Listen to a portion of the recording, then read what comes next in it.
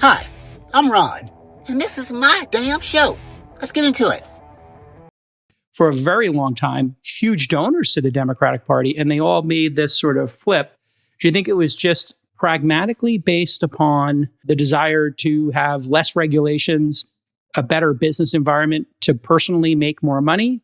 Or do you think there were other things at work with the loss in 2024? Well, I don't think you can reduce it to any one thing, but I certainly think that's part of the story. It's no secret that Republican policies tend to favor people who are wealthier. And a lot of the people who drifted away from the Democratic Party, at least the ones who were getting a lot of attention, like how could these business figures, investors, billionaires have gotten away from Democrats and gone to Republicans, might be kind of a dog bites man story, like not something that's wildly complicated if you look at the fact that Democrats have been extremely concerned about wealth and income inequality.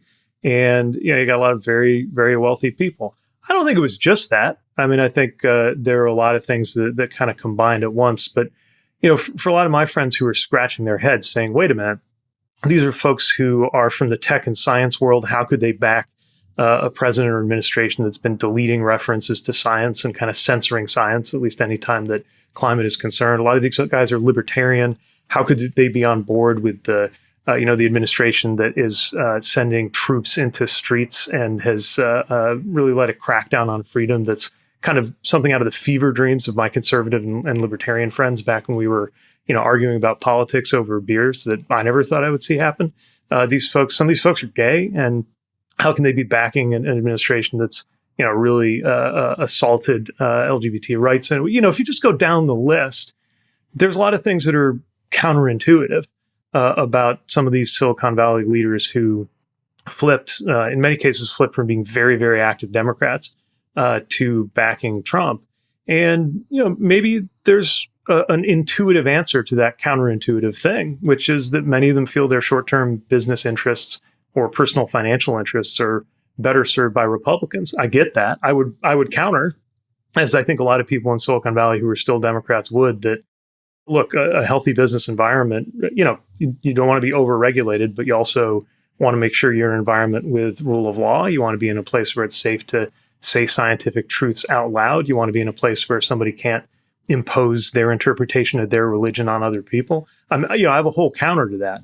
But I think that's the kind of swirl that we got into, definitely just in those short years between 2020 and 24. Do you think that there was censorship under the Biden administration for things like scientific truth? Let's just focus on COVID for a second and the backdoors that it seemed that the Biden administration had to places like Facebook and places like Twitter to just suppress scientific thought and debate, as you just talked about. So this is an amazing example of some of the false equivalencies that I've seen thrown around out there. So yeah, I would acknowledge, I think a lot of folks would say that, it came really close to the stove some of the times when the administration was trying to make sure that bad information or misinformation wasn't being pushed into the kind of public health conversation, and was engaging social media companies that were trying to be responsible and do the right thing. And there might be moments that they got that wrong or went too far. But right now we're in a moment, right, where the president of the United States doesn't like being criticized by a comedian and has the head of the FCC, which regulates corporations that are trying to buy TV networks, go out and threaten them and say, we can do this the easy way or the hard way. I mean, that is a whole different level of censorship, not to mention just the way they've gone through like every government website, right, and deleted anything that could accidentally be a reference to climate change. So, I'm worried about the false equivalencies here. You could definitely say there were moments under the last administration or any administration where we could argue that having fidelity to free speech, you should have done this way instead of that way, or these edge cases should have been different. But I am nervous that anybody would equate a president trying to direct the destruction, not only of journalists, but of comedians that he doesn't like, with public health authorities in a public health emergency that killed 1 million Americans, doing their best to try to make sure that people got good public health information. Let's talk a little bit.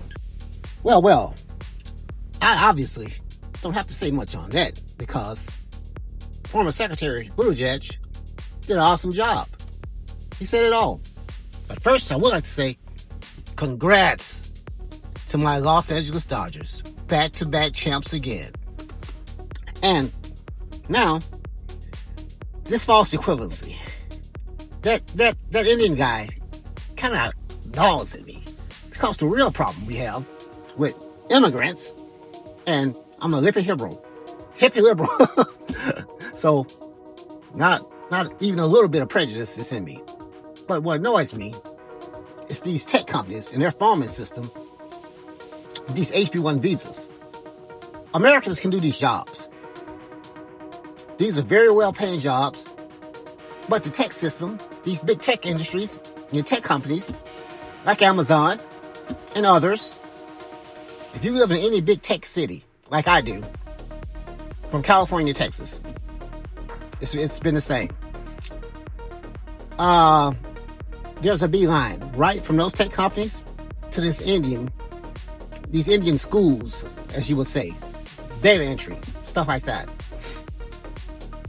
They bring them over. They're in farming. They're not out farming. They're in farming. Yes, that's the real problem, people. It's like millions of jobs now. Well-paying jobs. Their Americans could be doing.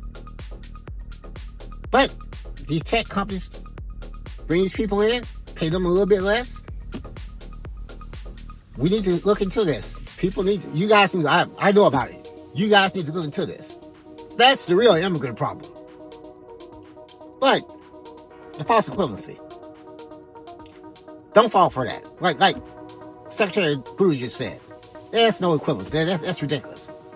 Never once did you see Joe Biden order anyone, or Barack Obama order anyone, any big company, do this or that. They never blackmail them.